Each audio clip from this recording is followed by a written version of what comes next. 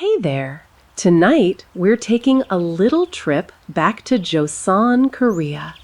That's roughly 1392 to 1897, if you're keeping track.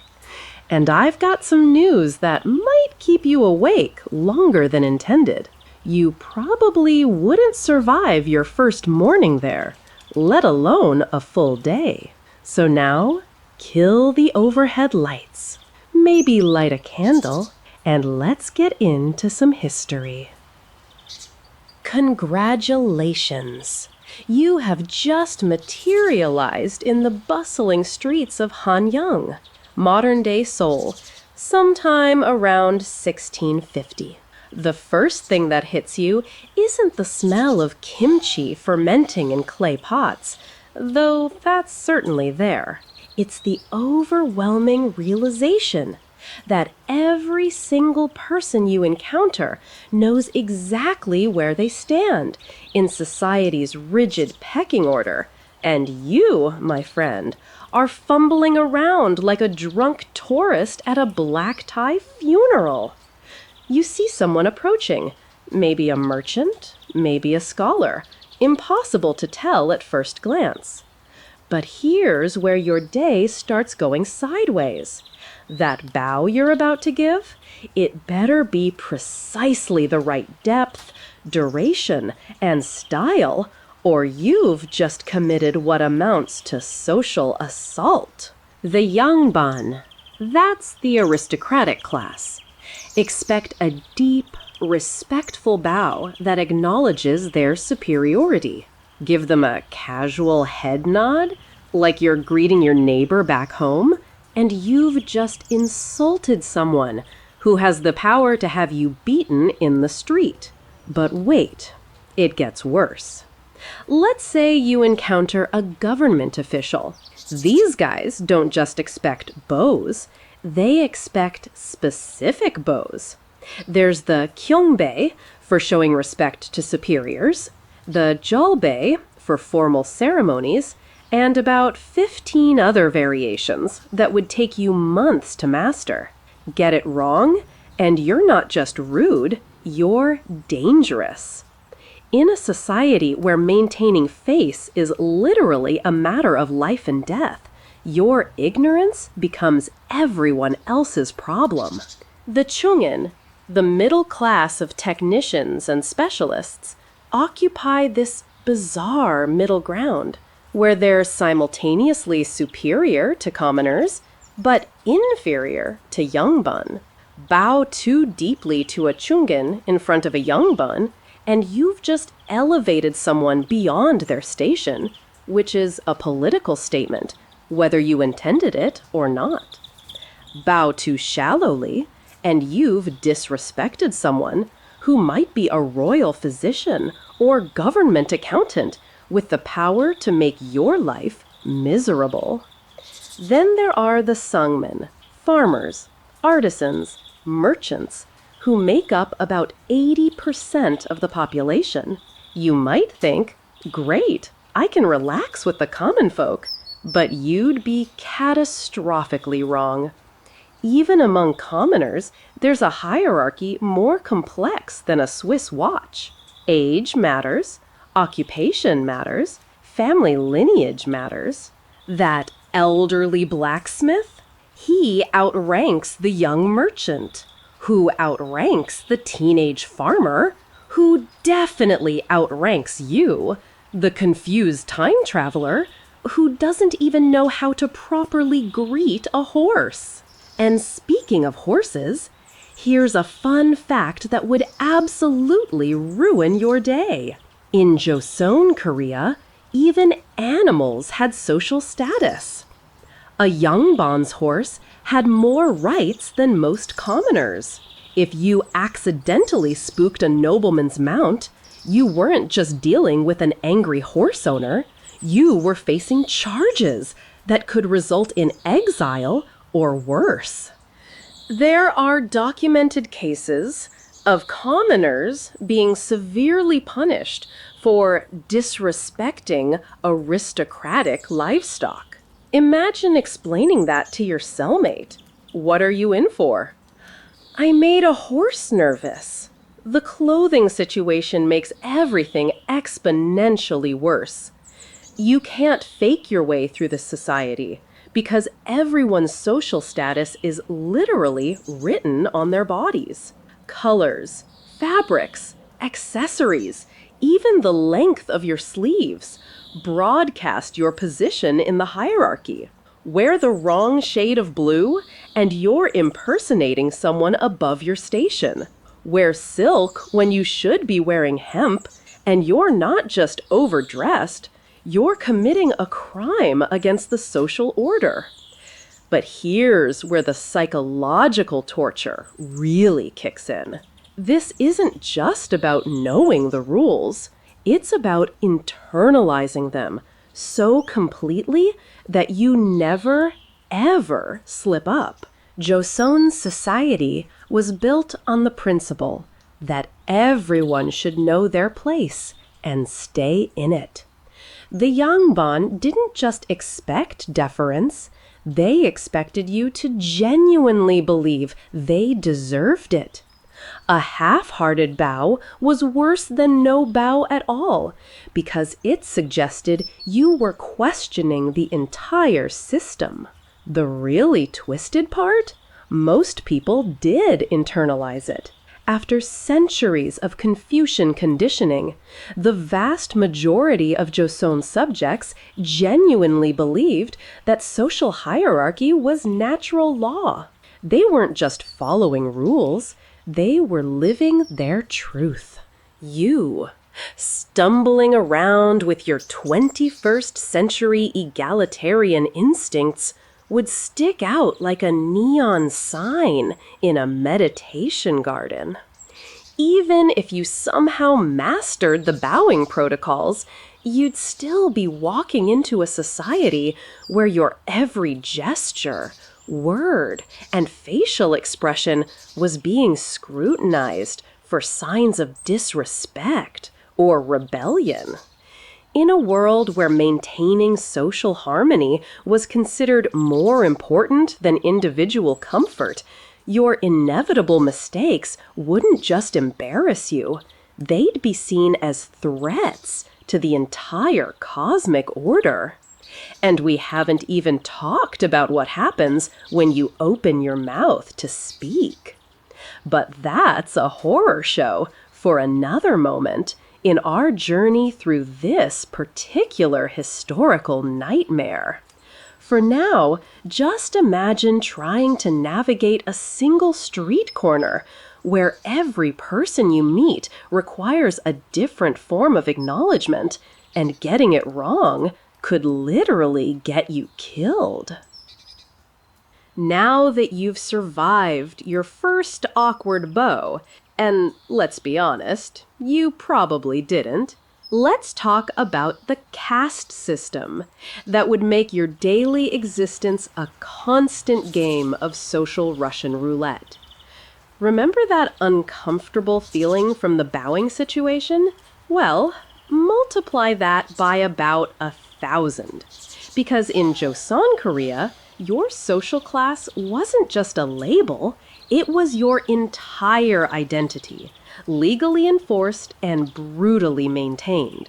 The Yangban sat at the top of this pyramid like medieval gods, and they took their divine status seriously.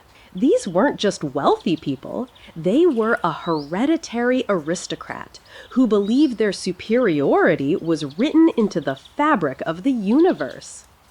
Confucius said, the ruler should be a ruler, the minister a minister, the father a father, and the son a son.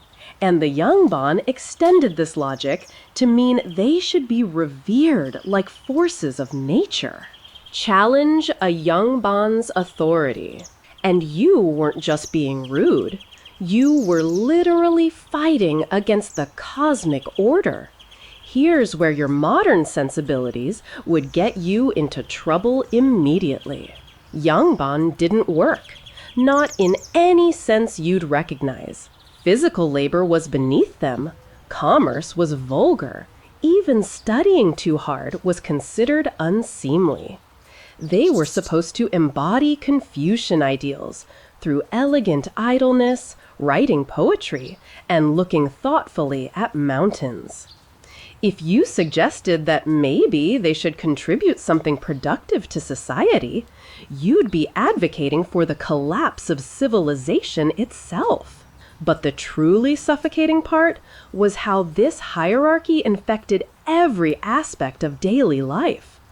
Take clothing, which we'll dive deeper into later, but consider this. A yangban could wear silk in virtually any color, while commoners were restricted to undyed hemp or cotton. Seems arbitrary, right? Wrong. In Joseon logic, wearing inappropriate clothing wasn't fashion faux pas, it was identity theft. You weren't just overdressed, you were literally pretending to be someone you weren't, which was considered a form of fraud, punishable by severe beating or exile. The Chungin occupied this fascinating middle tier that would drive you absolutely insane with its contradictions. These were the people who actually ran the country, the doctors, accountants, interpreters, and technical specialists, but they were forever trapped between the yangban's disdain and the commoner's resentment. They were too educated to be dismissed, but too low-born to be respected. Imagine being the person who keeps the government functioning while being treated like a necessary but embarrassing relative at family gatherings. Some Chungin families had served the royal court for generations, accumulating vast knowledge and expertise, but they could never rise above their station. A Chungin doctor might save a yangban's life, but he'd still have to bow deeply and speak in humble language when addressing his patient. The psychological toll of being simultaneously essential and inferior would probably break most modern people within a week. Then you have the Songmin, the common people, who made up the vast majority of the population, but were treated like a slightly better dressed version of livestock. Farmers were theoretically respected because they produced food, but this respect was entirely abstract. In practice, they were taxed into poverty, conscripted for labor projects, and forbidden from improving their situation through education or commerce. Artisans occupied a weird space where their skills were needed, but their persons were disdained. A master craftsman might create beautiful works that yangban treasured, but he'd still be considered fundamentally inferior to someone whose only talent was writing mediocre poetry about plum blossoms. The cognitive dissonance would be maddening, creating objects of beauty and utility while being treated as inherently less worthy than people who contributed nothing tangible to society. Merchants were placed below farmers in the official hierarchy, which tells you everything you need to know about Joseon priorities. Commerce was seen as parasitic. Merchants didn't create anything, they just moved things around for profit, which was considered morally suspect. Never mind that trade was essential for economic development. The official ideology held that merchants were barely above thieves. If you tried to explain modern economic theory about the value of commerce and distribution, you'd be dismissed as a dangerous radical promoting social decay. At the very bottom of this nightmare pyramid were the chonin, the base people, who were so low they barely counted as human. These included butchers, tanners, executioners, shamans, and entertainers. They were considered so polluted by their occupations that they had to live in separate communities, and were forbidden from interacting with higher castes, except when absolutely necessary. A Chonmin couldn't even walk on the same side of the street as a Yangban. Here's a delightfully horrifying detail. If a Chonmin accidentally touched a person of higher status, both people were considered contaminated. The higher status person would need ritual purification, while the Chonmin would face severe punishment for the pollution they'd caused. Imagine living in a society where your mere physical presence was considered toxic to other humans. The really insidious aspect of this system was how it was justified through Confucian philosophy. This wasn't arbitrary oppression. It was presented as natural law, based on thousands of years of wisdom.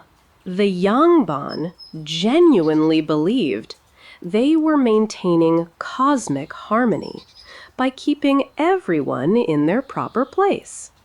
Question the system, and you weren't just being rebellious, you were advocating for chaos and the collapse of civilization. Social mobility was theoretically possible through education and the civil service examinations, but the reality was that these paths were essentially closed to anyone below the Chungin class. The exams required years of study in classical Chinese literature and philosophy, which was impossible for people who needed to work for survival. It was like telling someone they could become wealthy by attending Harvard, technically true, but meaningless if you can't afford the prerequisites. The psychological conditioning required to maintain this system was extraordinary. Children were taught from birth that their social position was fixed by heaven itself. Rebellion wasn't just futile, it was impious. The vast majority of people internalized their status so completely that they policed themselves and each other with religious fervor. Your 21st century brain, trained to believe in human equality and individual potential, would be in constant revolt against this system. Every interaction would feel like an assault on your dignity, every rule like an arbitrary constraint on your freedom.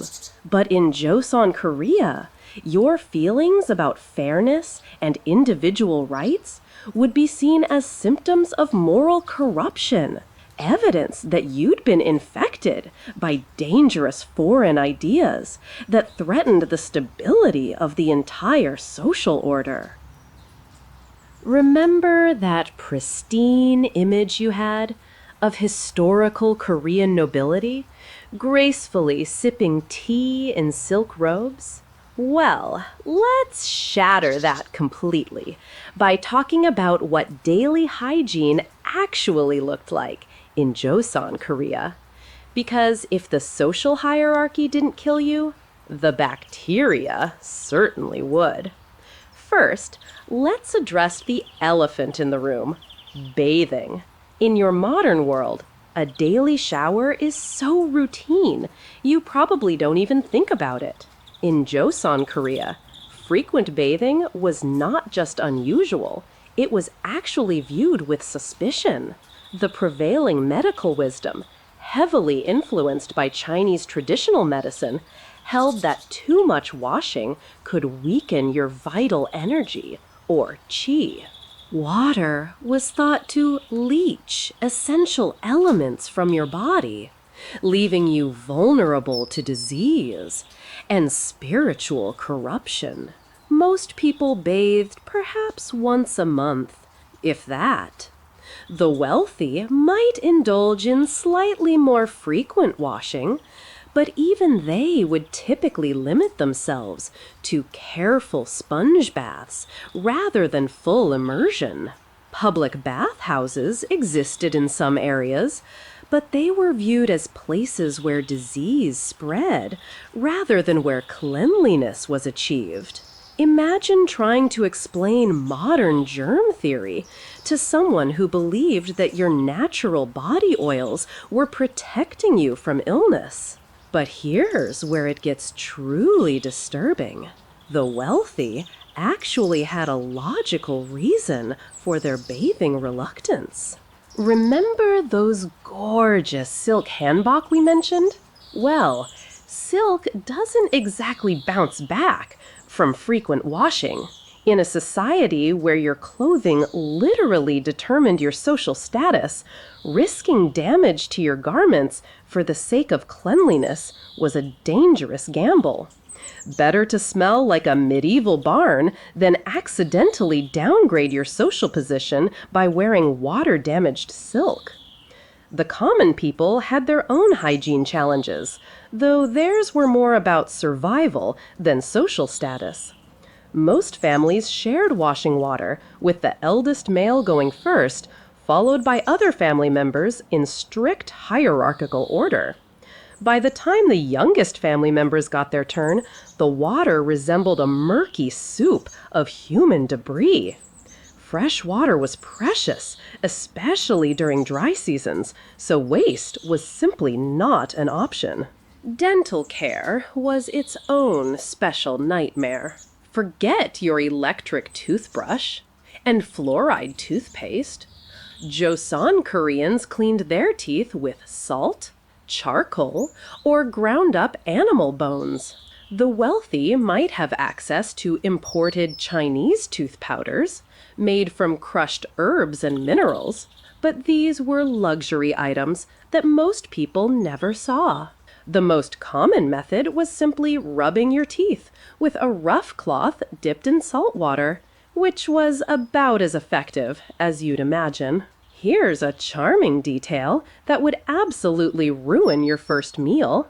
Toothpicks were communal. Families shared the same carved bamboo or wood picks, passing them around the table like condiments. The concept of individual dental hygiene tools was foreign. Waste not, want not, even when it came to removing food particles from your teeth. The toilet situation deserves its own horror movie. Forget privacy, forget individual facilities, forget anything resembling sanitation. Most people used communal latrines, basically holes in the ground, surrounded by minimal screening. These weren't just shared within families. Entire neighborhoods might use the same facilities. The smell was overwhelming, the hygiene was non-existent, and the social dynamics were awkward beyond belief. For the wealthy, chamber pots were the luxury option, but even these came with their own set of problems. Servants were responsible for emptying and cleaning these vessels, which created a whole economy around human waste management. The contents weren't just discarded. Human waste was valuable fertilizer, so there was actually a market for quality night soil. Yes, you read that correctly. There were professional poop dealers who evaluated the quality of different households' waste products. Toilet paper, as you know it, didn't exist. The wealthy used soft fabrics or paper made from mulberry bark, while commoners made do with leaves, moss, or smooth stones. Winter presented special challenges.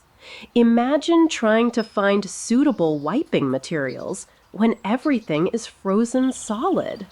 Some people resorted to using corn cobs or sticks with cloth wrapped around them, which sounds unpleasant until you consider the alternatives. Women faced additional hygiene challenges that would horrify modern sensibilities. Menstrual management involved cloth rags that were washed and reused, assuming water was available for washing. During winter or drought periods, these cloths might go unwashed for extended periods.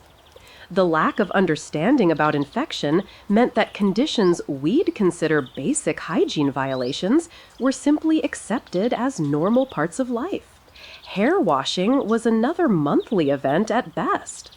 People used harsh lye soaps made from ash and animal fat, which stripped natural oils and often left hair brittle and damaged. The wealthy used imported Chinese hair treatments made from herbs and oils, but these were expensive and not always effective. Head lice were so common they were barely considered a problem, just another fact of life that everyone dealt with. Personal grooming tools were shared family possessions. Combs, razors, tweezers, passed around like any other household implement. The idea that these tools might spread disease or infection wasn't part of popular consciousness.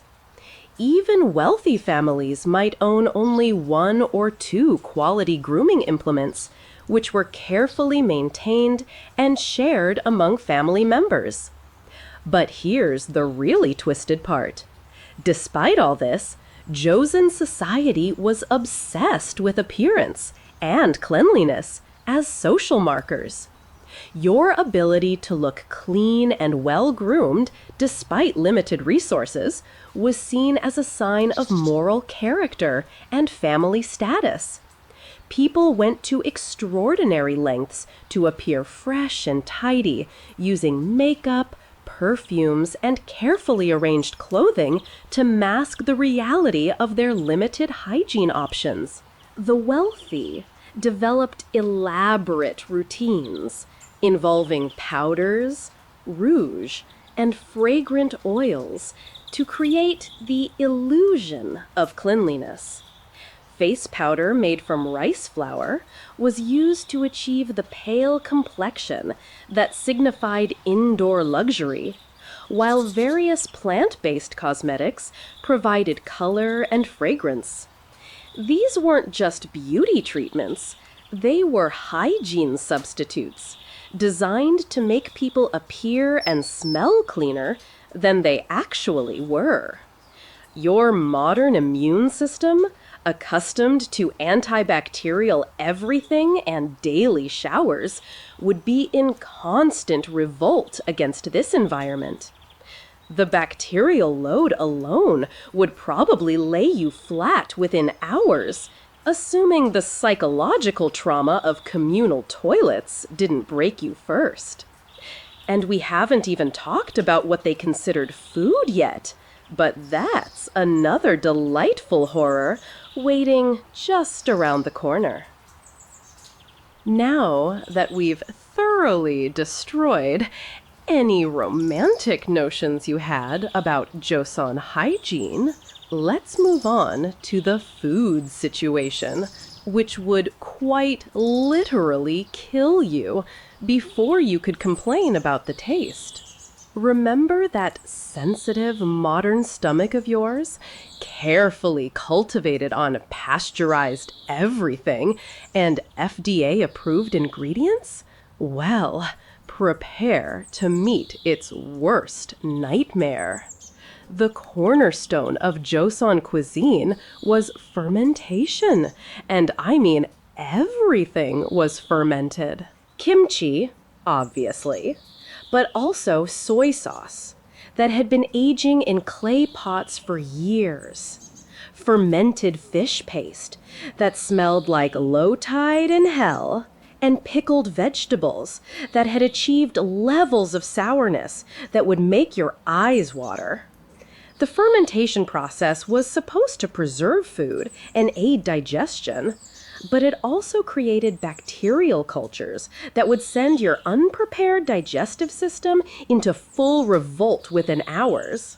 Here's the thing about fermentation. In pre-industrial Korea, there was no quality control, no temperature monitoring, no sterile environments, no understanding of good bacteria versus bad bacteria. Families just threw vegetables and salt into clay pots, buried them in the ground, and hoped for the best. Sometimes you got delicious probiotic-rich kimchi. Sometimes you got botulism. It was basically Russian roulette with cabbage.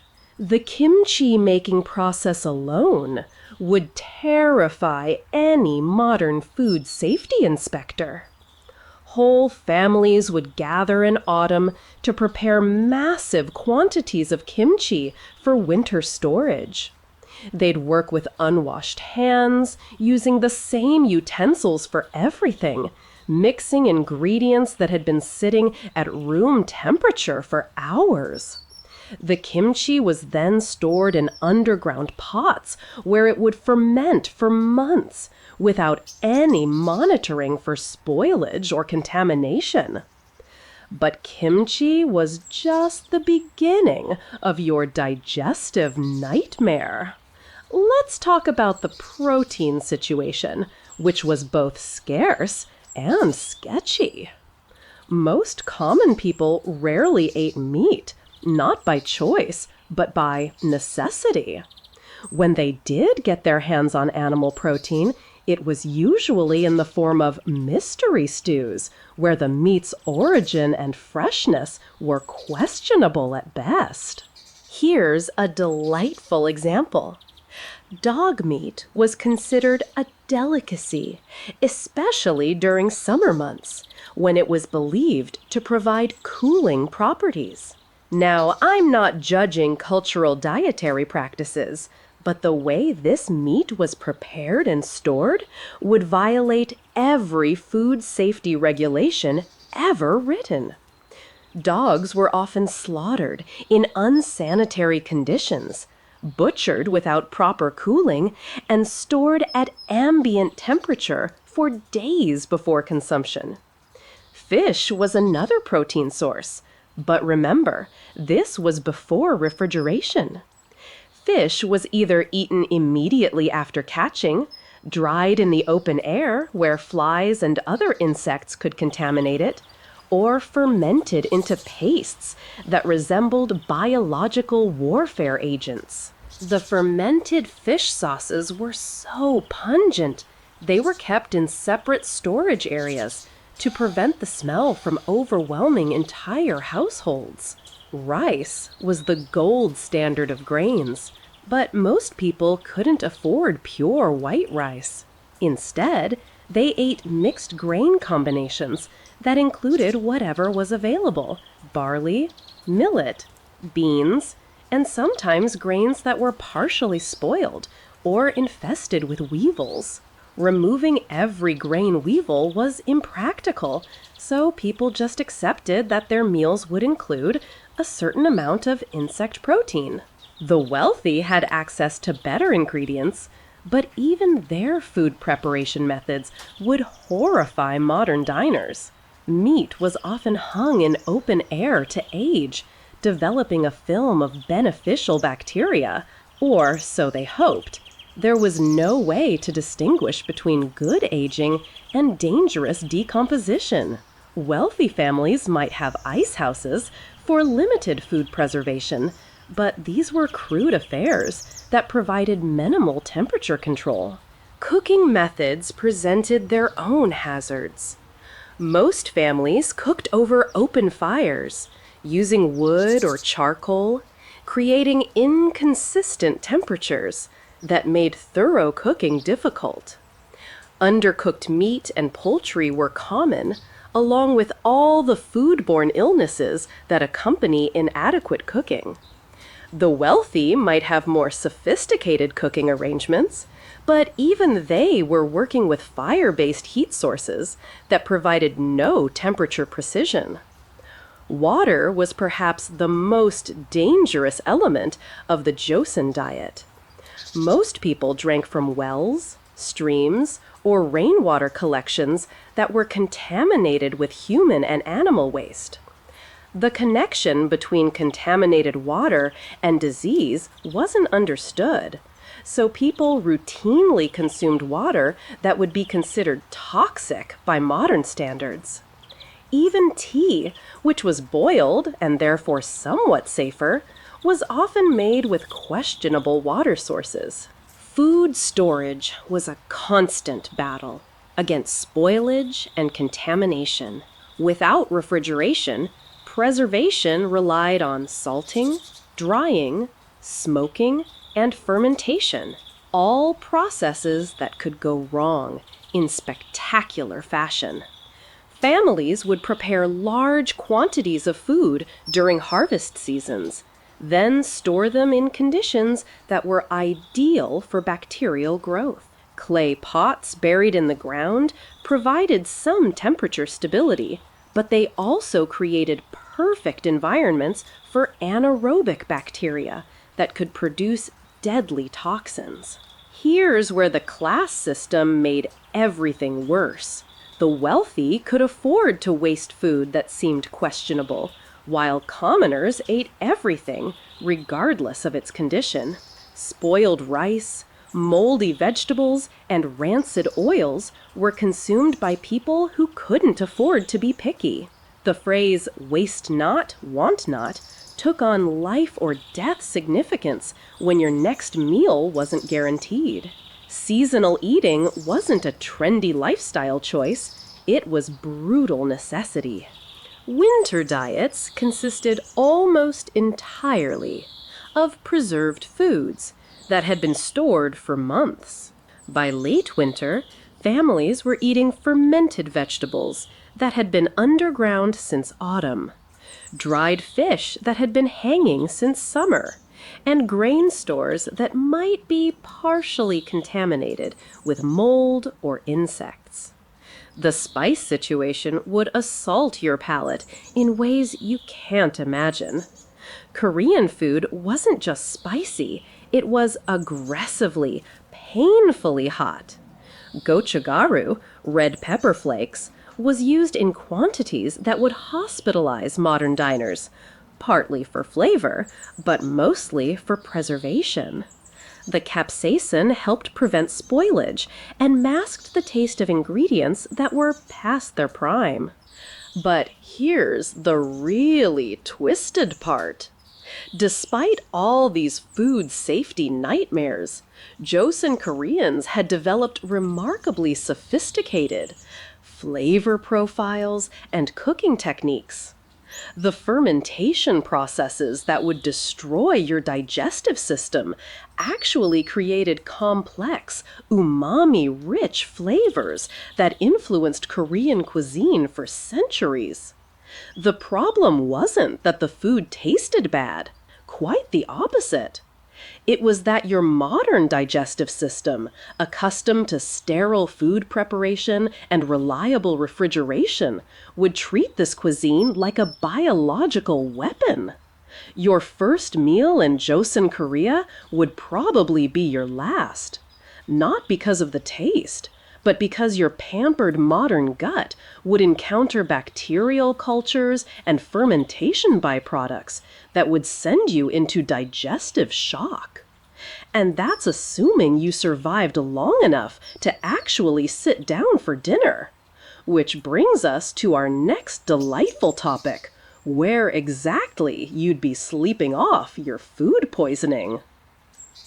So, you've survived the social hierarchy, endured the hygiene horrors, and somehow made it through your first meal without dying of food poisoning. Congratulations! Now it's time to find somewhere to sleep. And let me tell you, Joseon Korean housing was designed by people who apparently believed that comfort was a character flaw, and that the best way to end each day was with a choice between freezing to death or being slowly asphyxiated by smoke. Let's start with the Ondol system, which was actually a brilliant piece of engineering that would also probably kill you. Ondol was underfloor heating that worked by channeling hot air and smoke from a fire through passages beneath the floor. Korean winters were brutal, and without some form of heating, survival would have been impossible. The Ondol system allowed people to live in relative warmth, even during the coldest months, which was no small feat in pre-industrial society. Your modern expectations of climate control comfortable mattresses, and individual bedrooms would be completely incompatible with Joseon sleeping arrangements. You'd spend your first night constantly adjusting your position, struggling to breathe in the smoky air, alternately shivering and sweating as the floor temperature fluctuated, and probably developing a persistent cough from smoke inhalation. And remember that damp wool tunic we mentioned earlier? Well, it's about to become your pajamas, blanket, and pillow, all rolled into one uncomfortable package. Sweet dreams, assuming you manage to get any sleep before the smoke gets you or the floor burns through your thin sleeping mat. In theory, this provided efficient, even heating for the entire room. In practice, it was like sleeping on top of a poorly designed crematorium that might roast you alive, suffocate you with carbon monoxide, or simply collapse and dump you into a pit of burning coals. The ondol fire was typically built into an exterior wall, with smoke and heat channeling through stone or clay passages under the floor before exiting through a chimney on the opposite side of the room. When everything worked perfectly, you got wonderfully warm floors and cozy sleeping conditions. When things went wrong, which happened frequently, you got smoke-filled rooms, uneven heating that could literally burn your sleeping mat, or carbon monoxide poisoning that would kill you in your sleep. Here's the really fun part. Maintaining the ondol fire was an art form that required constant attention and considerable skill. Too little fuel, and you'd freeze. Too much fuel, and you'd either overheat the floor to dangerous levels or create so much smoke that the room became uninhabitable. The fuel had to be fed at precise intervals, and the airflow had to be carefully managed to ensure proper ventilation. Most families designated someone to tend the fire throughout the night, because letting it burn unattended was essentially playing Russian roulette with suffocation. The wealthy had servants to manage their ondol systems, but even they weren't immune to heating disasters.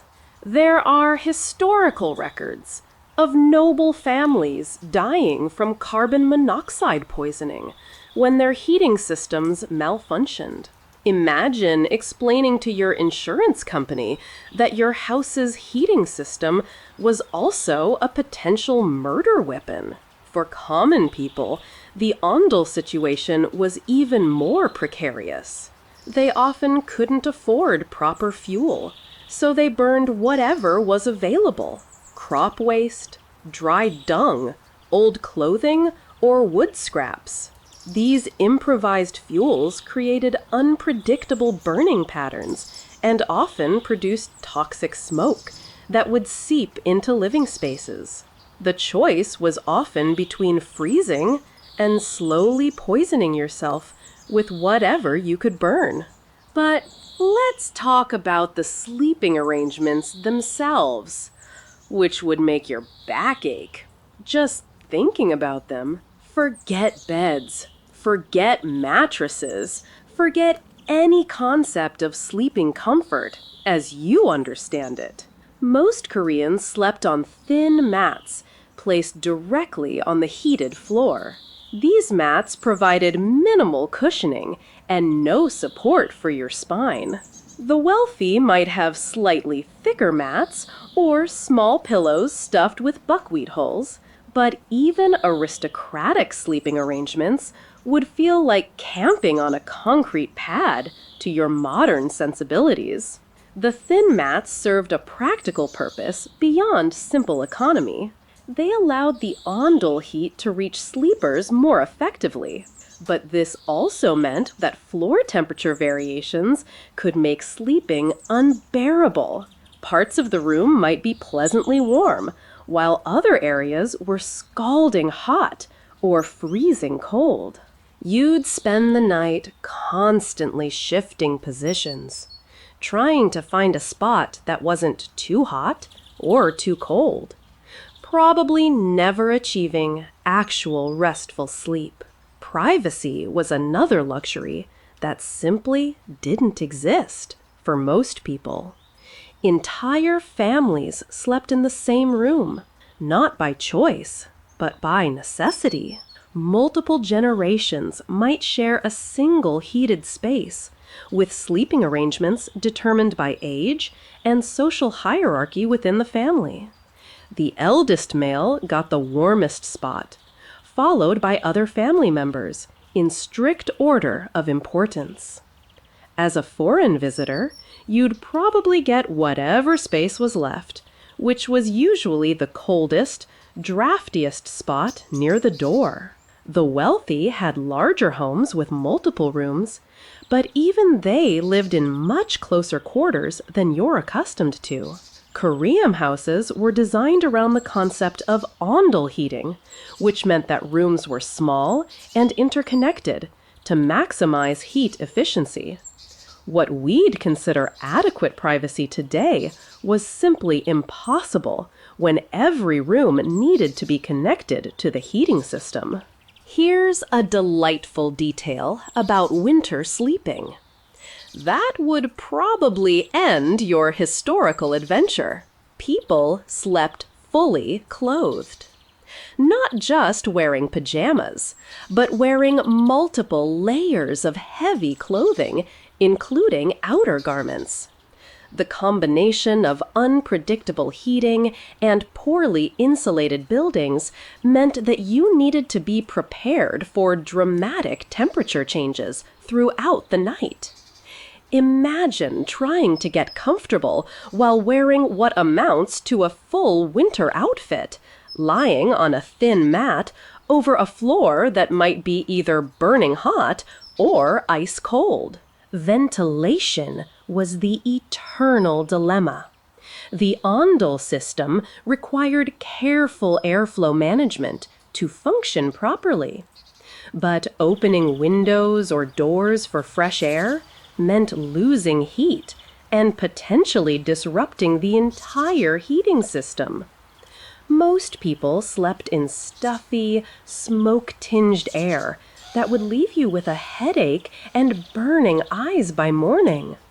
The fire hazard was constant and terrifying.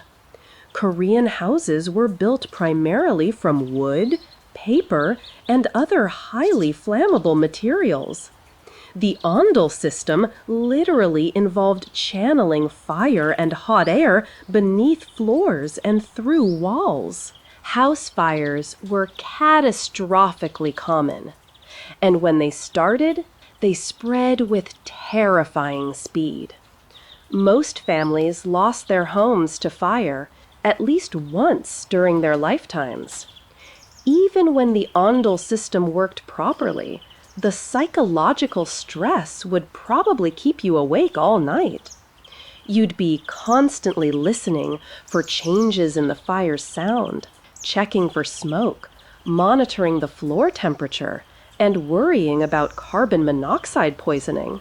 The knowledge that you were literally sleeping on top of a fire would make restful sleep nearly impossible. But here's the truly maddening part. For all its dangers and discomforts, the ondol system was actually a remarkable technological achievement that provided efficient heating in a harsh climate. Now that you've somehow survived a sleepless night on your burning floor mat, it's time to venture back into Joseon society and attempt to have a conversation. Remember how complicated the bowing situation was? Well, that was just the physical greeting. actually speaking to another human being in Joseon, Korea, was like navigating a linguistic minefield where every word choice could either elevate you to respectability or mark you for social destruction. The Korean language during the Joseon period wasn't just a communication tool. It was a complex social control mechanism that constantly reinforced hierarchy through every syllable. What we call honorific speech today was, in Joseon times, an elaborate system of verbal submission that made every conversation a delicate dance of social positioning. Mess up your verb endings, and you weren't just being grammatically incorrect, you were committing a form of social assault. Let's start with the basics. You literally cannot speak Korean without indicating your relationship to the person you're addressing. Every verb must be conjugated to reflect whether you're speaking to a superior, equal, or inferior. But here's where your modern brain would short circuit. These aren't just polite suggestions. Using the wrong level of honorific speech could result in physical punishment, social ostracism, or worse. The Yangban expected not just respectful language, but language that actively diminished your own worth while elevating theirs. You couldn't simply say, "I will go" to a nobleman. You had to say something closer to, "This humble, worthless person will dare to move in the direction that your honored self has graciously suggested." And that's not even getting into the complex system of titles, formal addresses, and ritual phrases that had to be sprinkled throughout every interaction. Here's a fun example. That would absolutely destroy your first conversation. When speaking to someone of higher status, you couldn't use the word "you" at all. Instead, you had to refer to them through elaborate circumlocutions that acknowledged their superiority. You might address a government official as "the honored person whose wisdom illuminates this unworthy gathering," rather than simply saying "you." Get this wrong, and you've just linguistically slacked someone who has the power to have you beaten in the street. But the real nightmare was that these rules weren't standardized. Different regions had variations. Different social contexts required different approaches. And the rules themselves evolved over time. What was appropriate honorific speech in one province might be insulting in another. A phrase that showed proper respect to a merchant might be grossly inadequate when addressing a scholar of the same social rank. The Chungin class created particularly complex linguistic challenges because their social position was so ambiguous. How do you address someone who's technically a commoner but serves in the royal court? What level of honorific speech do you use with a doctor who treats Yongbon patients but isn't Yongbon himself? There were elaborate protocols for these situations, but mastering them required years of study and constant practice. Women faced additional linguistic restrictions. That would make your modern feminist sensibilities explode. Women were expected to use even more self-deprecating language than men, referring to themselves as "this unworthy female" or "this ignorant woman" when speaking to any male of higher status.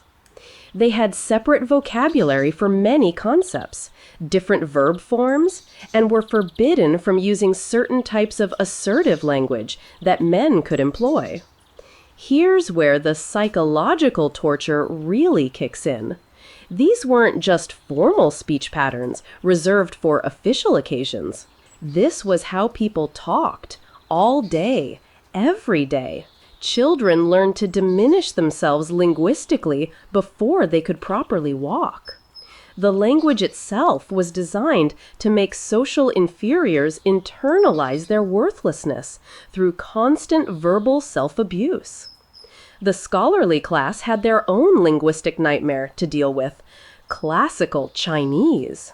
All serious writing, official documents, and formal communication were conducted in Chinese characters, using Chinese grammatical structures. This wasn't just bilingualism. It was like requiring all educated discourse to be conducted in a completely foreign language that had entirely different logic and cultural assumptions.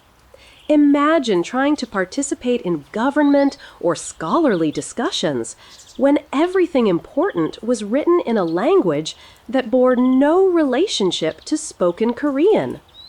The Yangban spent years mastering Chinese classics, not just for their content, but for their linguistic complexity. A single misplaced character or grammatical error in your Chinese composition could reveal you as an uneducated pretender, destroying your credibility instantly.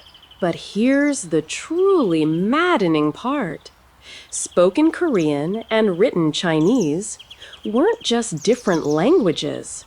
They represented completely different ways of thinking about social relationships, individual identity, and human nature. Chinese Confucian concepts often had no direct Korean equivalents. So educated Koreans were constantly translating between radically different cultural frameworks. The common people had their own linguistic challenges, though theirs were more about survival than scholarship. They needed to be able to recognize when someone of higher status was speaking to them, respond appropriately, without accidentally elevating themselves, and navigate the complex social cues embedded in every conversation. A farmer who misread the social signals in a conversation with a government official could find himself facing charges of disrespect or insubordination. Regional dialects added another layer of complexity that would trip you up constantly. What was considered proper speech in Seoul might sound rustic or inappropriate in other parts of the country. Travelers had to constantly adjust their language patterns to match local expectations, and getting it wrong marked you as an outsider who didn't understand local social norms. The really twisted aspect of this linguistic control system was how it made rebellion literally unspeakable. The language itself was designed to make it impossible to express ideas about social equality or individual worth. You couldn't even conceive of challenging the social order because the vocabulary for such challenges didn't exist in acceptable discourse. Even among social equals, conversations were fraught with potential hazards. Age, family background, regional origin, and dozens of other factors determined the appropriate level of formality. What seemed like casual conversation to you would actually be a complex negotiation where both parties constantly tested and confirmed their relative social positions. Your modern conversational style, with its casual tone, direct statements, and assumption of basic equality, would be interpreted as either dangerous radicalism or evidence of severe mental illness.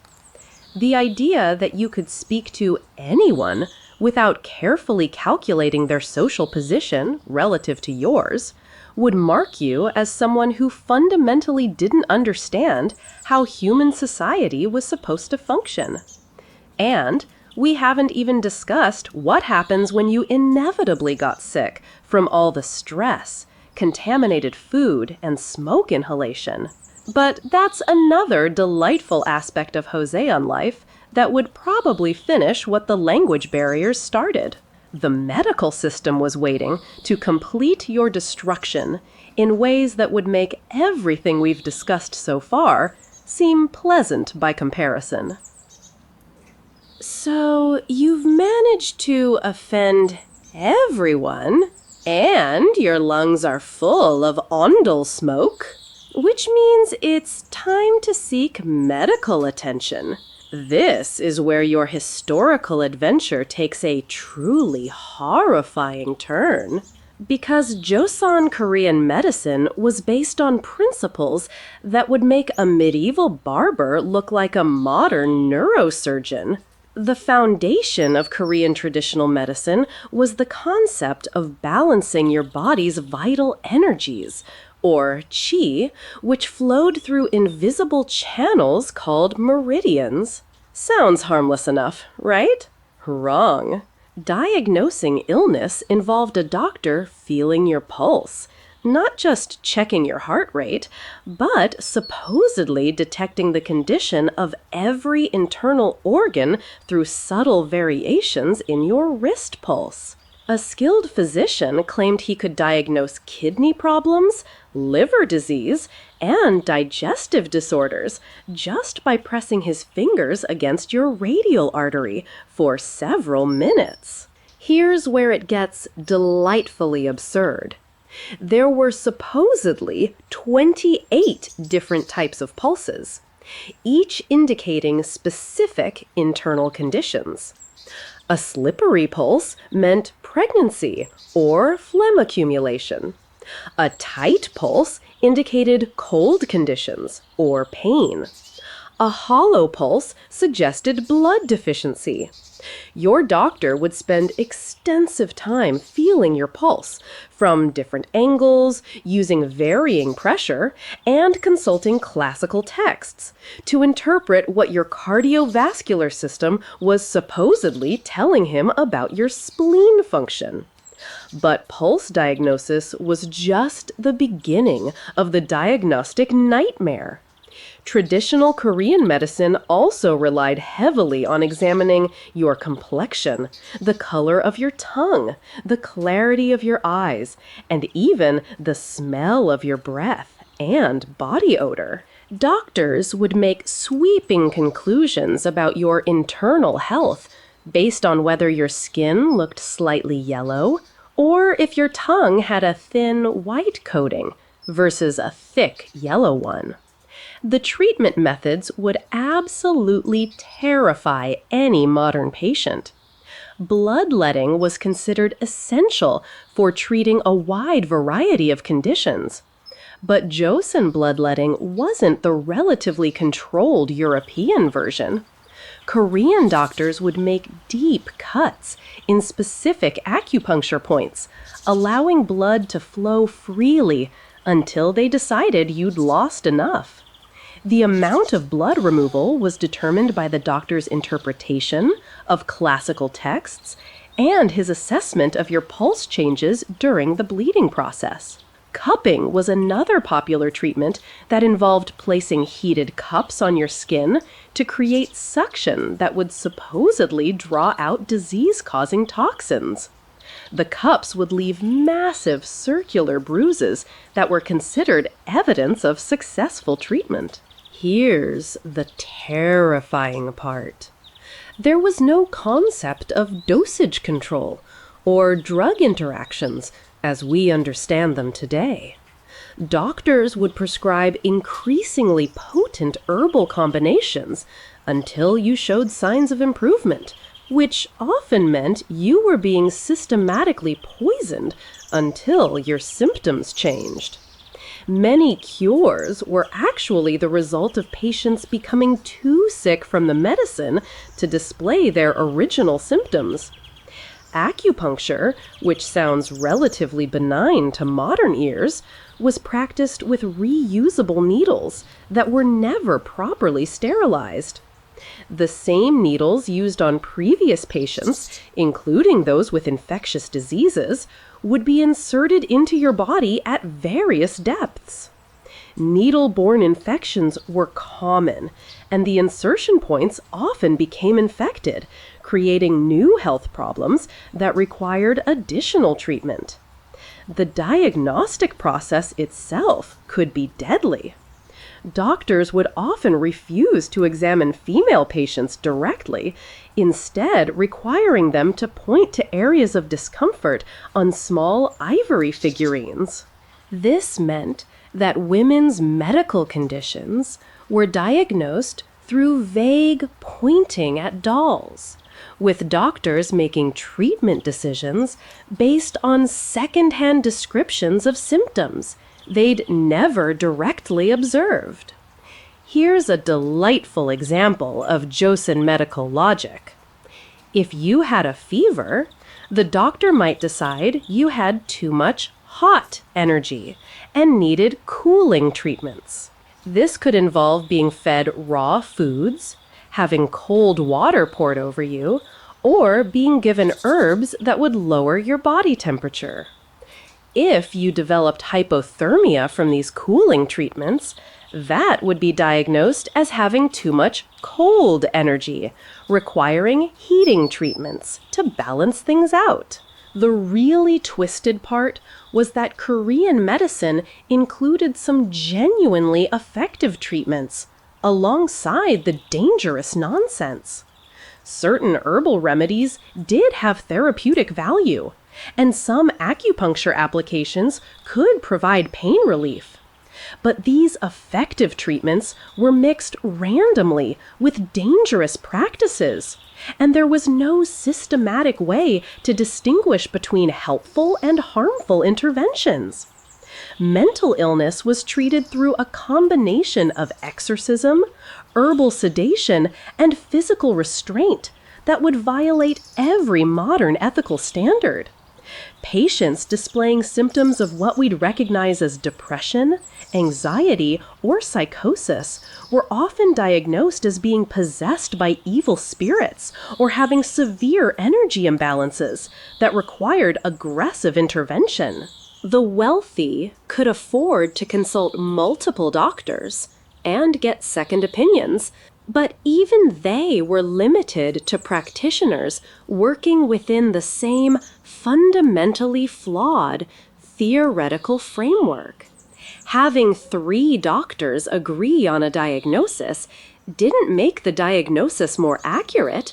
It just meant 3 people had reached the same wrong conclusion using the same bad methods.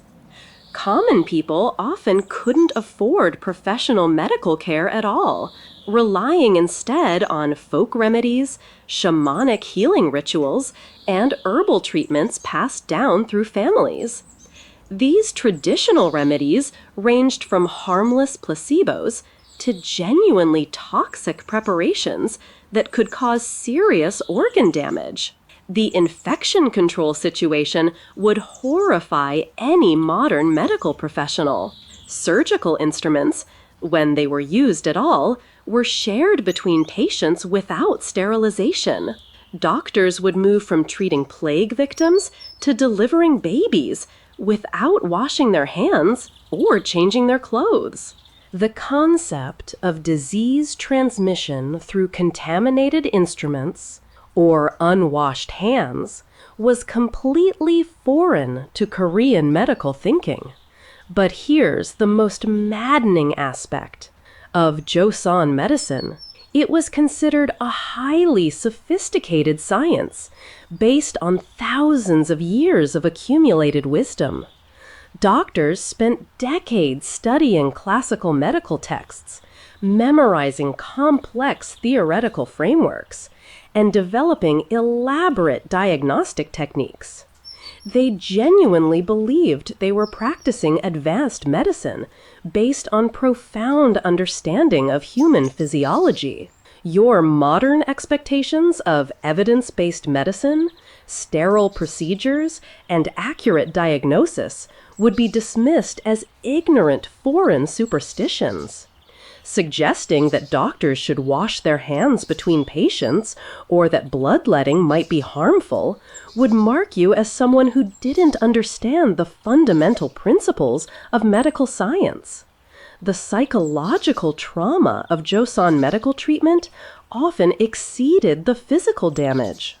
Being told that your illness was caused by moral failings, spiritual corruption, or lifestyle choices that had disrupted your natural energy balance added guilt and shame to physical suffering. Recovery wasn't just about healing your body. It was about correcting the character flaws that had supposedly caused your illness in the first place. And that's assuming you survived the treatment long enough to worry about recovery. Which brings us to our next topic, the clothing requirements that would probably finish what the medical system started. Let's start with colors, which were perhaps the most strictly regulated aspect of Korean dress. Bright colors, particularly red, yellow, and purple, were reserved for the royal family and highest-ranking nobles. The Yongbon could wear certain muted versions of these colors, but only in specific contexts, and only if their family rank was sufficiently high. Commoners were restricted to white, gray, brown, and other undyed natural colors that proclaimed their lowly status to anyone within visual range. Here's where it gets particularly insidious. The dyes used to create forbidden colors were often imported and expensive, so the color restrictions also served as economic barriers. But even if you could somehow afford royal purple dye, wearing it would be considered impersonation of nobility, a crime that could result in public beating, exile, or worse. The clothing laws weren't just about maintaining appearances. They were about preventing social mobility through sartorial deception. The fabric restrictions were equally brutal. Silk was reserved for the upper classes, with different grades of silk indicating different levels of nobility.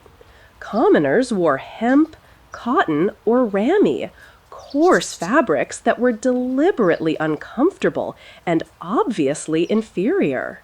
But here's the really twisted part.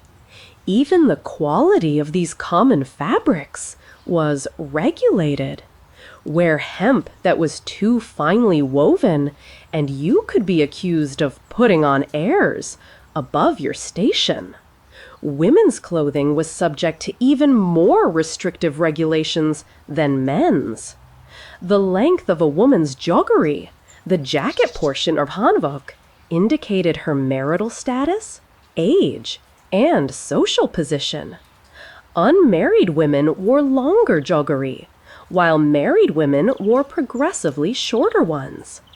Get this wrong, and you were either advertising false availability or falsely claiming marital status, both of which could have serious social and legal consequences. The hat situation for men was its own special form of torture. Different social classes wore different types of headgear, and these weren't just fashion choices, they were legally mandated status indicators. The gut, a traditional Korean hat made from horsehair, came in variations that indicated the wearer's exact position in the social hierarchy.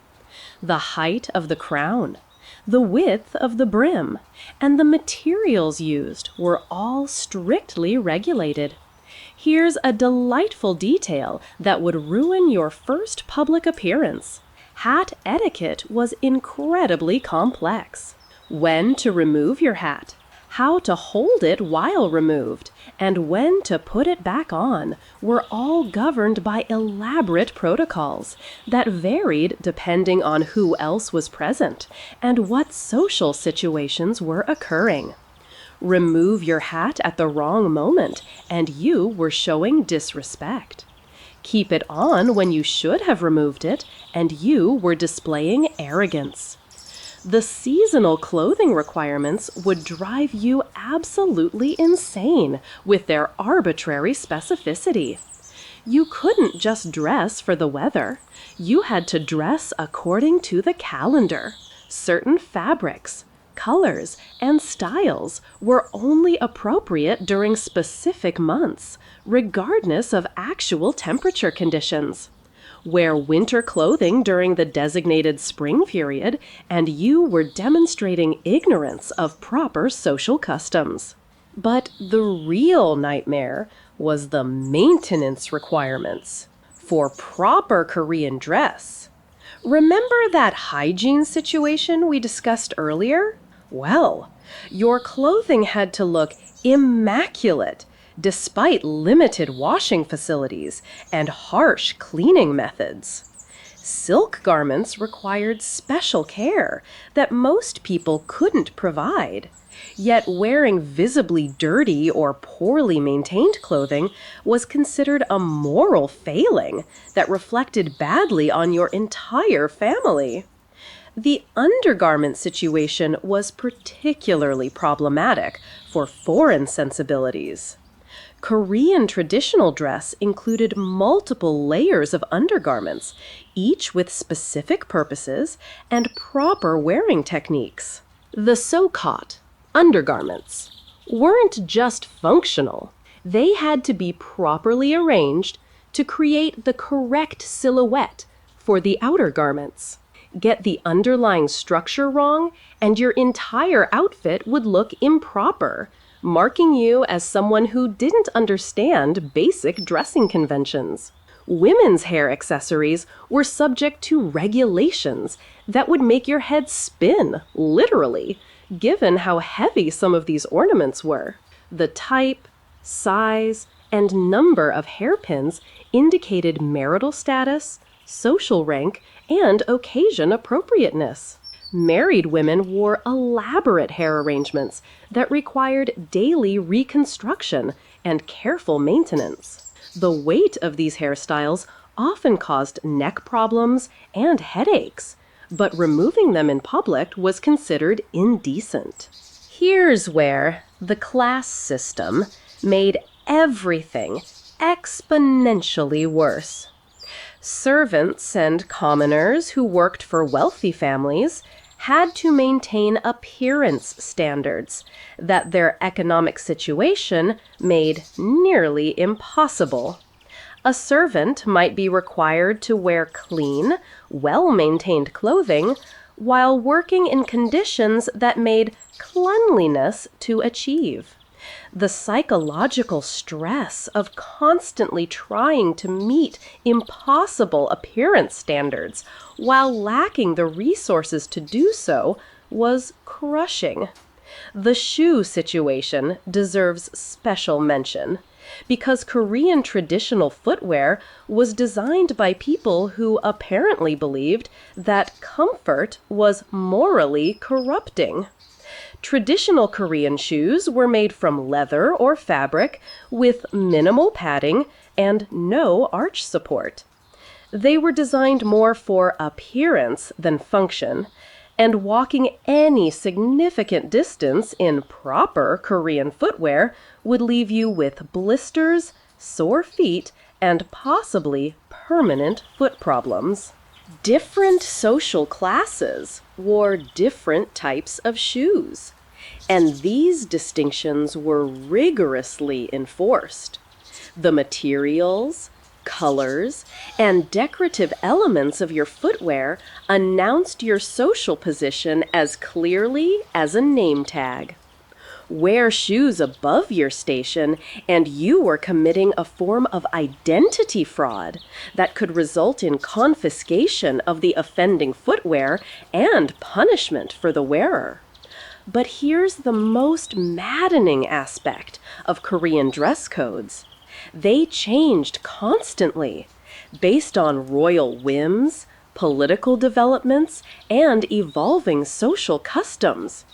What was appropriate dress one year might be forbidden the next. And keeping up with these changes required constant attention to court announcements and social gossip. Fall behind on fashion regulations, and you could accidentally commit crimes simply by wearing last year's approved styles. The really twisted part was that these clothing restrictions were justified as maintaining social harmony and cosmic order. The idea was that everyone should dress according to their station, so that social interactions could proceed smoothly without confusion about relative status. Your individual comfort, financial situation, or personal preferences were irrelevant compared to the social necessity of maintaining clear visual class distinctions. Your modern sensibilities about personal expression, comfort, and practical clothing would be seen as dangerous individualism that threatened the entire social order. The suggestion that people should dress however they wanted would be dismissed as anarchic thinking that could lead to the collapse of civilization itself. And speaking of social order, we're about to explore how Korean religious and spiritual practices would assault your modern assumptions about individual belief and religious freedom. Because if you thought the clothing regulations were restrictive, wait until you see what they did with people's souls. Now that you're properly dressed, in your suffocating, legally mandated costume, it's time to navigate the spiritual landscape of Joseon, Korea, where your religious beliefs weren't just personal choices, but potential death sentences. Welcome to a society where shamanism, Buddhism, and Confucianism existed in a delicate balance that could explode into accusations of heresy, spiritual treason, and cosmic rebellion at any moment. The official state ideology was Neo-Confucianism, not exactly a religion in the way you'd understand it, but rather a comprehensive philosophical system that governed everything from personal morality to cosmic order. The problem was that Neo-Confucianism demanded not just compliance, but genuine belief in a worldview that would seem completely alien to your modern sensibilities. You couldn't just go through the motions. You had to internalize the idea that social hierarchy was literally built into the structure of the universe. Here's where things get immediately dangerous for you. Neo-Confucianism required active participation in ancestor veneration rituals that weren't optional social customs, but mandatory spiritual obligations. Every family had ancestral shrines where regular ceremonies honored deceased family members. And participating in these rituals wasn't just showing respect. It was maintaining the cosmic balance that kept society functioning. Refuse to bow to dead people you'd never met, and you were essentially declaring war on the fundamental principles that held civilization together. But the ancestor worship situation was more complex than simple ritual participation. You had to genuinely believe that your deceased ancestors were actively involved in your daily life, influencing your fortunes and requiring regular offerings to maintain their goodwill. The rituals weren't just ceremonial, they were practical necessities for maintaining family prosperity and avoiding spiritual retribution from neglected dead relatives. Buddhism existed in an increasingly precarious position that would make your head spin with its contradictions. While Buddhist temples and monks were tolerated, Buddhism was simultaneously viewed with suspicion as a foreign influence that potentially corrupted proper Confucian values. Many wealthy families privately supported Buddhist institutions, while publicly maintaining strict Confucian orthodoxy. This religious duplicity was necessary for survival, but it created a constant atmosphere of spiritual paranoia. Here's a delightful example of religious persecution that would horrify any modern believer in religious freedom. Buddhist monks were forbidden from entering major cities during certain periods, banned from participating in government, and subject to periodic purges when political winds shifted against them. Monks who had dedicated their lives to spiritual practice could find themselves suddenly classified as social parasites who contributed nothing to society's productive capacity. The shamanic traditions presented their own unique dangers for unwary time travelers. Shamanism was simultaneously the most ancient Korean spiritual practice and the most legally dangerous one to be associated with. Shamans were considered part of the Chenmin class, the lowest social stratum, and were often blamed for everything, from crop failures to political instability. Yet, shamanic practices were deeply embedded in popular culture, creating a situation where almost everyone secretly believed in shamanic power, while publicly disdaining shamanic practitioners. Women were particularly vulnerable to accusations of shamanic involvement, because shamanism was one of the few areas where women could exercise spiritual authority. Female shamans, or mudang, were both feared and despised. Feared because they were believed to possess genuine supernatural powers. Despised because they represented female independence in a rigidly patriarchal society. Any woman who displayed unusual behavior, medical knowledge, or social influence could be accused of shamanic practices, which could result in exile or worse. Here's where the religious situation becomes a psychological nightmare. You couldn't simply choose one belief system and stick with it.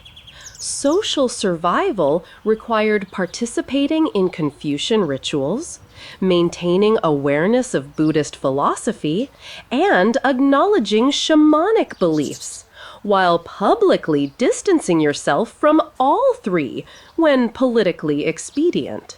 This constant religious code switching would drive most modern people insane with its contradictions and hypocrisies.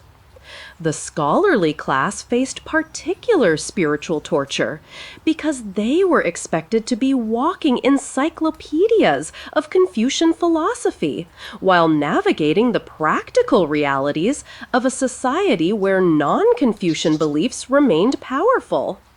A Yongbon scholar might spend years mastering classical Chinese texts about proper moral cultivation while secretly consulting shamans about family problems or supporting Buddhist temples for spiritual insurance. Foreign religious influences were treated with extreme suspicion that would make modern religious persecution look mild by comparison. Christianity, when it eventually appeared, was seen not just as a false religion, but as a form of cultural treason that threatened to destroy Korean civilization. Early Korean Christians faced torture, execution, and the complete destruction of their families, as the government attempted to eradicate what they saw as a foreign spiritual infection. But here's the really insidious aspect of Joseon religious control. The state didn't just regulate your public religious behavior. It attempted to control your private spiritual thoughts. Neo-Confucian self-cultivation required constant self-examination and moral improvement, which meant your internal spiritual life was subject to philosophical scrutiny. Having the wrong thoughts about social hierarchy, individual worth, or cosmic order was considered as dangerous as committing actual crimes. The ritual calendar was packed with religious observances that weren't optional social events, but mandatory spiritual obligations. Failure to participate properly in seasonal ceremonies, ancestral rites, or state religious functions could mark you as spiritually deficient or politically unreliable. You couldn't just skip religious events you didn't believe in. Your absence would be noticed and interpreted as evidence of dangerous nonconformity. Here's a particularly twisted example of religious persecution. Scholars who express doubts about Neo-Confucian orthodoxy could be charged with corrupting public morality, even if their questioning was purely intellectual. Academic freedom didn't exist when it came to fundamental philosophical questions about social order and cosmic harmony. Intellectual curiosity that led to the wrong conclusions was considered a form of spiritual treason. The gender aspects of Korean spirituality would outrage your modern sensibilities. Women were forbidden from participating in most formal religious activities, couldn't become Confucian scholars, and were viewed as spiritually inferior beings who required male guidance for moral development. Yet, they were simultaneously held responsible for maintaining family spiritual practices, and blamed when household misfortunes suggested spiritual negligence. The divination practices that pervaded Korean society created a constant atmosphere of supernatural anxiety. Major life decisions required consulting fortune tellers, reading omens, and performing complex calculations based on birth dates and cosmic alignments. You couldn't just make practical choices based on logic and personal preference. You had to consider how your decisions might affect cosmic harmony and spiritual balance. But perhaps the most horrifying aspect of Joseon religious life was how it made genuine spiritual seeking nearly impossible. The combination of state orthodoxy, social pressure, and legal restrictions meant that authentic religious experience was subordinated to political compliance and social conformity.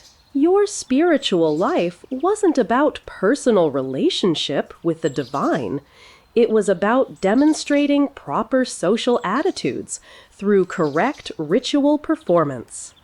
Your modern assumptions about religious freedom, individual conscience, and spiritual autonomy would be seen as dangerous individualism that threatened social stability. The idea that people should be free to worship according to their personal beliefs would be dismissed as chaos-inducing nonsense that could destroy the cosmic order that kept society functioning. And speaking of destruction, we're about to explore how the Joseon justice system dealt with people who violated the spiritual, social, and legal codes we've been discussing. Because if you thought religious persecution was bad, wait until you see what passed for criminal justice in a society that believed torture was a legitimate investigative technique.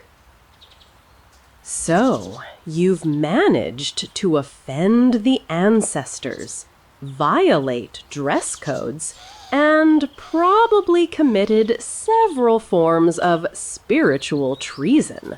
Which means it's time to experience the Joseon justice system, a legal framework designed by people who apparently believed that truth could only be extracted through creative applications of physical agony, and that punishment should be both educational and entertaining for spectators. Let's start with the basic premise of Joseon criminal justice, which would horrify any modern believer in due process. Confession was considered the only reliable form of evidence, not physical evidence, not witness testimony, not logical deduction. Confession. The legal system was built on the assumption that accused criminals would naturally lie to protect themselves. So extracting the truth required making continued lying more painful than admitting guilt. This meant that torture wasn't an abuse of the justice system. It was the justice system. The moment you were accused of a crime, you entered a process designed to break down your resistance through increasingly severe physical coercion. The question wasn't whether you'd be tortured, it was how much torture would be required to produce a satisfactory admission of guilt.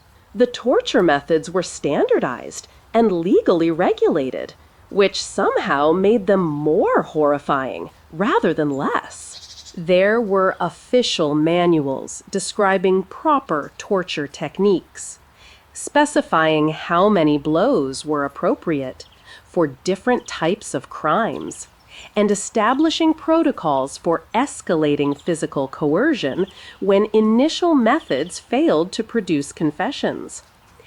Beating with bamboo canes was the most common torture method, administered according to strict guidelines about the number of blows, the force of impact, and the areas of the body that could be targeted. But these weren't random beatings. They were carefully calibrated applications of pain, designed to maximize suffering while keeping the victim conscious and capable of speech. The goal was to reach the precise level of agony that would overcome resistance to confession without killing the suspect before they could provide useful information. Here's where the class system made everything exponentially worse. The amount of torture you could legally endure was determined by your social status. Young Bon could only be subjected to limited, dignified forms of coercion, while commoners could be tortured extensively, and the Chonmin class had virtually no protection from extreme physical abuse. Your social position literally determined how much legal suffering you could be subjected to. The really twisted aspect was that torture wasn't considered punishment. It was investigation. The actual penalties came after confession, which meant you'd be tortured to admit guilt and then punished again for the crimes you'd been tortured into confessing. It was a two-stage system of suffering, where the investigation phase could be more brutal than the sentencing phase. Witness torture was also standard practice, when testimony was needed from reluctant sources. If someone claimed ignorance about a crime, they could be tortured until they remembered relevant information. This created a legal environment where anyone connected to any crime could be subjected to physical coercion to provide evidence, regardless of their actual knowledge or involvement. The psychological torture was often more effective than physical abuse. Suspects would be forced to watch other prisoners being tortured, creating anticipatory terror that often produced confessions before actual physical abuse began. The screams of previous victims echoing through prison facilities served as constant reminders of what awaited uncooperative suspects. Here's a delightful detail about Korean prison conditions that would violate every modern standard of humane treatment. Prisoners were kept in underground cells that were deliberately designed to be psychologically devastating. Dark, cramped, poorly ventilated spaces where multiple prisoners were chained together, often in their own waste, with minimal food and no medical care. The goal wasn't just containment, it was pre-punishment, designed to soften resistance before formal legal proceedings began. Family punishment was another charming aspect of Joseon justice that would horrify your modern sensibilities. Serious crimes could result in penalties applied to the criminal's entire family, including parents, siblings, children, and sometimes extended relatives. This collective punishment system meant that individual criminal behavior could destroy entire family lineages, creating enormous social pressure for conformity and mutual surveillance. The execution methods were designed to be both lethal and educational, serving as public entertainment that reinforced social hierarchies while eliminating criminals. Different execution methods were prescribed for different social classes and different types of crimes. Beheading was considered relatively dignified and was reserved for higher status criminals, while commoners might face hanging and the lowest classes could be subjected to more creative and prolonged execution methods. Public executions were major social events that drew huge crowds and served multiple functions beyond simple punishment. They were opportunities for the government to demonstrate its power, for citizens to witness the consequences of lawbreaking, and for families to be publicly shamed for their criminal relatives. The spectacle aspect was considered essential. Private executions would have defeated the educational and deterrent purposes of capital punishment. But here's where the justice system becomes truly Kafkaesque. Crimes were often defined so broadly and vaguely that almost any behavior could be interpreted as criminal if authorities wanted to prosecute someone. Disturbing social harmony could mean anything from actual violence to expressing opinions that authorities found inconvenient. Showing disrespect to superiors could cover everything from improper bowing to asking uncomfortable questions. The appeals process was essentially non-existent for most people. Once you'd confessed under torture, your guilt was considered established, and the only remaining question was the appropriate punishment.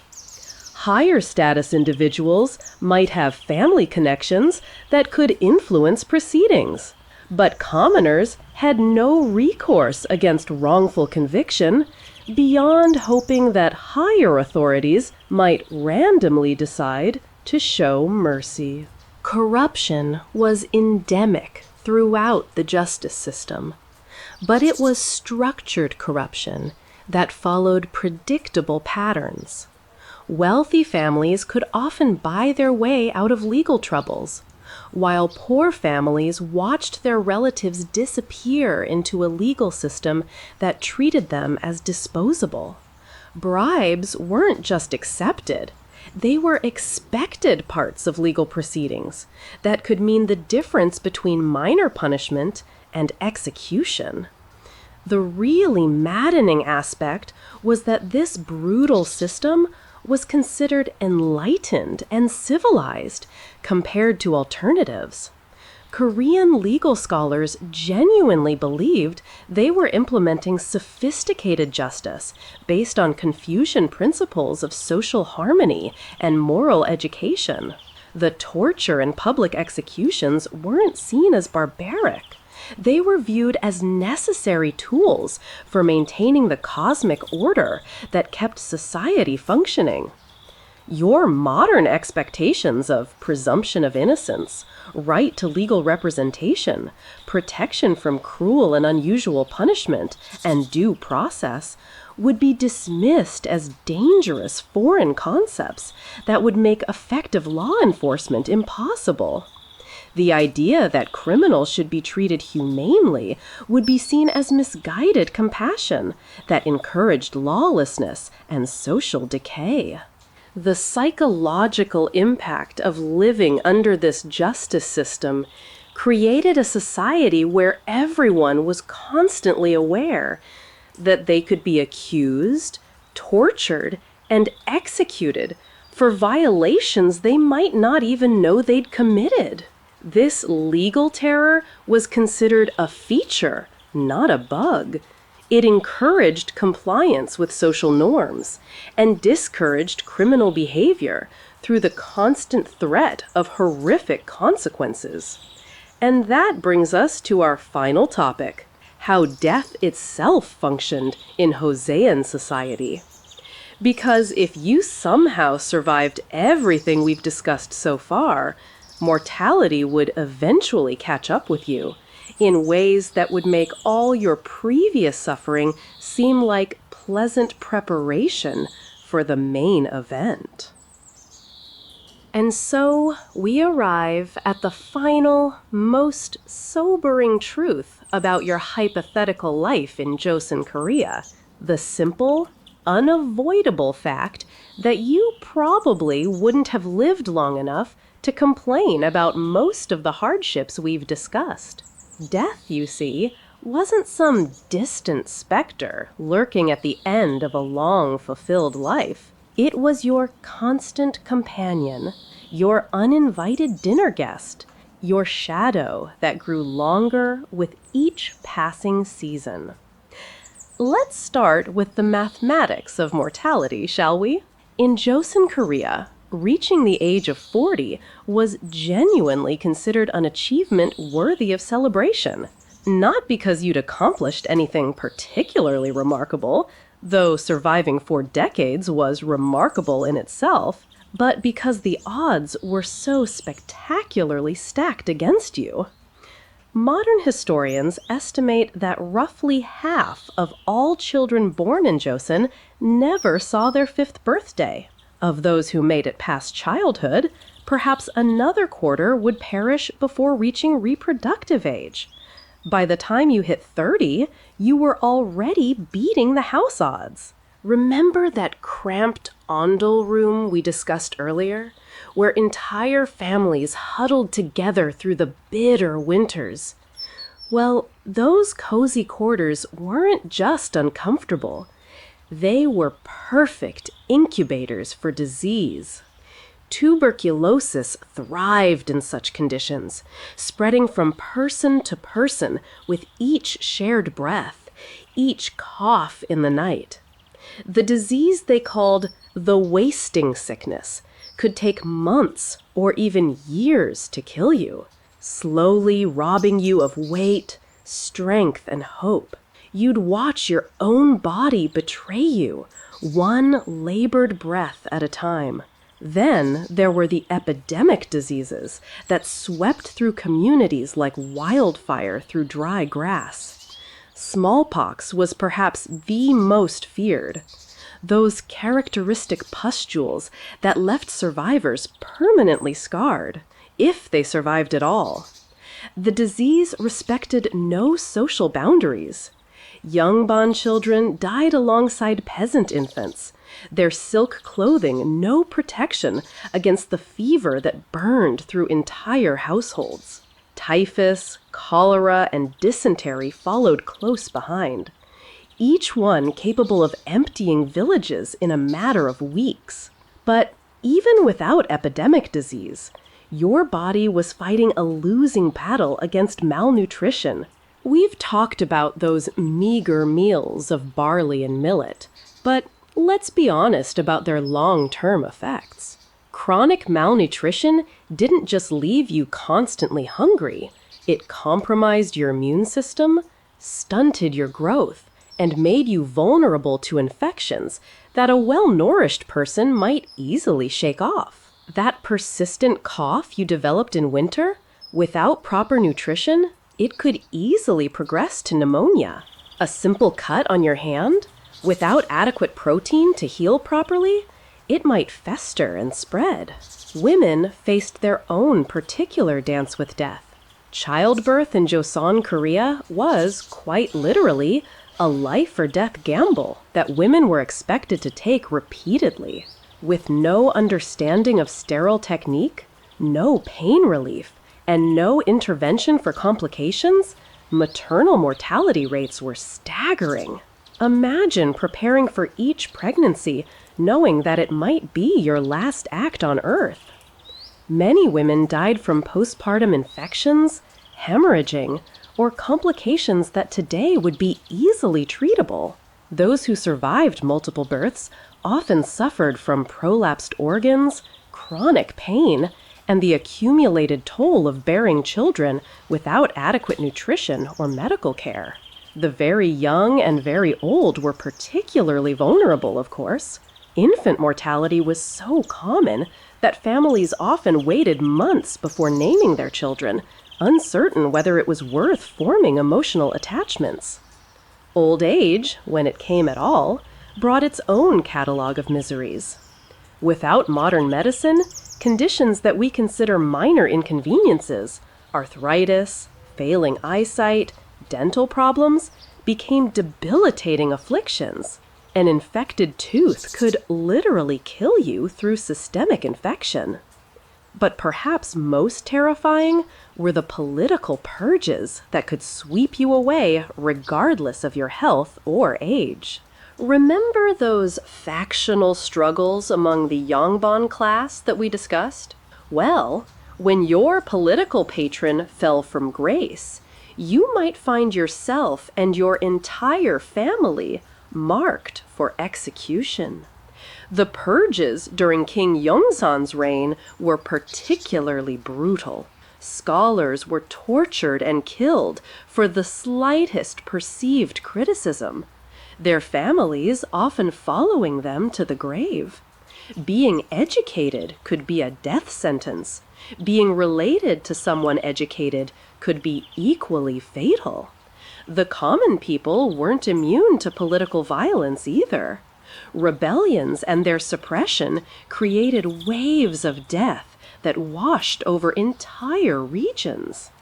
When peasants finally reached their breaking point and rose against their oppressors, the government response was swift and merciless.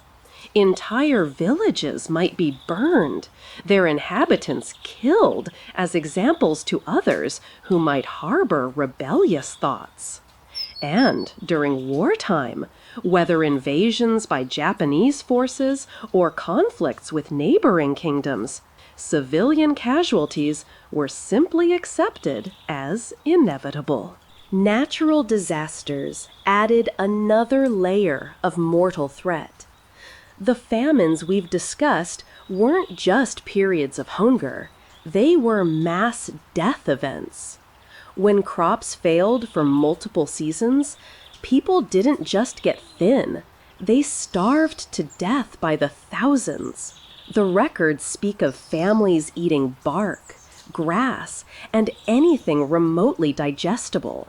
Parents would abandon children they couldn't feed, hoping against hope that someone else might save them.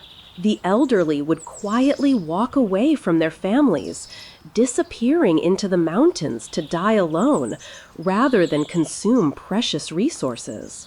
Floods and droughts brought their own varieties of death. When rivers overflowed their banks, they didn't just destroy homes. They contaminated water supplies, spread disease, and left communities vulnerable to famine. Drought meant not just failed crops, but also contaminated water sources, leading to cholera and dysentery outbreaks that could kill more people than the initial disaster. Even the social structures that defined Joseon society could be death traps. The rigid hierarchy that governed every interaction also determined who lived and who died during times of crisis. When food ran short, slaves ate last, if at all. When diseases struck, the poor received no medical attention, while Yangban families hoarded what few remedies existed. Your position in society didn't just determine your comfort. It determined your chances of surviving the next crisis. The irony, of course, is that in focusing so intensely on death, Joseon society developed elaborate rituals around honoring the deceased. The ancestor veneration that was central to Korean Confucianism meant that death wasn't an ending, but a transformation. The deceased became part of an ongoing spiritual presence that guided and protected their descendants. Funeral rites could last for months, involving complex ceremonies that demonstrated respect for the dead and maintained social hierarchies even in death. But here's the thing that might surprise you. Despite all these threats, despite the constant presence of death, people still found ways to live, love, and find meaning. They developed a stoic acceptance of mortality that might seem fatalistic to modern eyes, but was actually a form of psychological resilience. They celebrated small victories, a child surviving their first winter, a harvest that filled the grain stores, a family member recovering from illness. The very precariousness of life made its pleasures more intense. A successful harvest was cause for genuine celebration. A wedding was a triumph over the odds. The birth of a healthy child was a miracle worth treasuring. The simple act of waking up each morning was, quite literally, a gift not to be taken for granted. So, as we reach the end of our journey through Joseon, Korea, remember this. You almost certainly wouldn't have survived the experience. But in that very fragility lay a kind of fierce beauty. Every moment of life was precious precisely because it was so easily lost. Every relationship mattered because it might be severed at any time. Every small joy was amplified by the knowledge that tomorrow might bring separation, sickness, or sorrow. And perhaps that's the most profound lesson from this imaginary journey. That in a world where death was always present, life blazed more brightly. The people of Joseon, Korea lived with an intensity and appreciation that we, in our relatively safe modern world, can barely imagine. They understood something that we've largely forgotten, that life is not a right to be assumed, but a privilege to be savored, one precious, precarious day at a time. And so we close this long night's journey through the world of Joseon, Korea, where every sunrise was a small miracle, and every sunset might be your last. You've walked through rice paddies that demanded your sweat and blood, Sat in cramped rooms where privacy was a luxury no one could afford. Felt the weight of social hierarchies that could crush your spirit as easily as your body. You've tasted the bitter herbs that passed for medicine, worn the rough clothes that marked your place in an unforgiving world, and felt the gnawing hunger that was your constant companion. But here, in the quiet darkness of your own time, you're safe. The harsh winds of those Korean winters can't reach you now. The endless labor that bent backs and broke spirits is just a story, fading like morning mist. The diseases that stalked through villages, the famines that emptied granaries, the political upheavals that swept away lives like autumn leaves, all of this is just history now, distant and dreamlike. Let yourself feel grateful for the simple miracle of your existence, for antibiotics and anesthesia, for full grocery stores and heated homes, for the freedom to sleep without fear and wake without dread. You've traveled far tonight, across centuries and continents, through hardships that would have broken you, and beauties that might have sustained you. Now let the images fade. Let the story dissolve into the gentle rhythm of your breathing. Close your eyes and drift away from Joseon, Korea, back to your own soft bed, your own quiet night, your own peaceful dreams.